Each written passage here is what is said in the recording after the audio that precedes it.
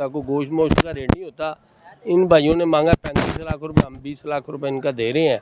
अगर इनको बारे में है तो दे दें, नहीं है तो आप हमारी तरफ से रिक्वेस्ट करके देख लें। जी भाई नहीं भाई साहब बहुत ਜ਼ਿਆਦਾ ਫਰਕ ਹੈ।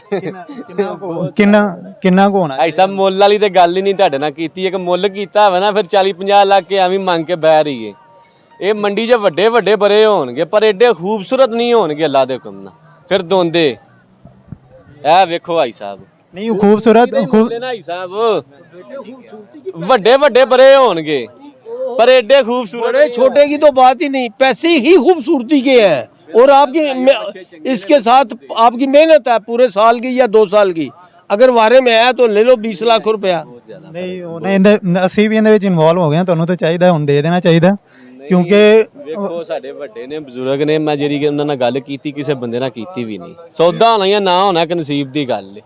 नहीं लो जी न्यूज चैनल वाले आप आ ही गए अंदर सौदे के अंदर दाखिल हो गए तो आप 21 लाख रुपए इनसे पूछ रहे वरना लो जी अब हो जाना चाहिए। अच्छा अब अच्छे ना करिए यार। नहीं वो तो दिखाओ मीडिया को पता चले। नहीं माशाल्लाह बच्चे तो बहुत प्यारे हैं, वो हमने पहले ही देखे थे।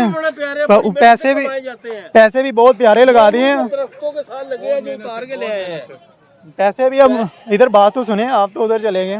पैसे जो है ना वो दरख्तों के साथ नहीं लगे हुए, बड़ी मेहनत से कमाए जाते हैं। अगर इन्होंने मेहनत की है तो हम लोगों ने भी बड़ी मेहनत की है। अल्लाह मेरी गल खर्च करने हैं, इनको अप्रोच करें आप। अगर होना तो यही चाहिए, जानवर है ना एक होना तो यही चाहिए। कुर्बानी में आपका भी सबका हिस्सा। नहीं इनका हिस्सा क्यों डलना है? जिसने पैसे खर्च कर रहे हैं ये तो पालने वाले हैं, इन्होंने पैसे लेके देने हैं भाई। इनका हिस्सा कहाँ से आ गया इसके अंदर? जिन्नी मेहनत होंदी ना हिसाब इन्होंने पैसे वसूल कर ले। भाई साहब ने अपनी कुर्बानियां 14 ਜਿਹੜੀਆਂ ਨੇ ਉਹ ਇਹ 2 ਬੱਚਿਆਂ ਦੇ ਵਿੱਚੋਂ ਆਪਣੀਆਂ ਕਰਨੀਆਂ ਨੇ ਅੱਲਾ ਦੇ ਰਾਹ ਤੇ।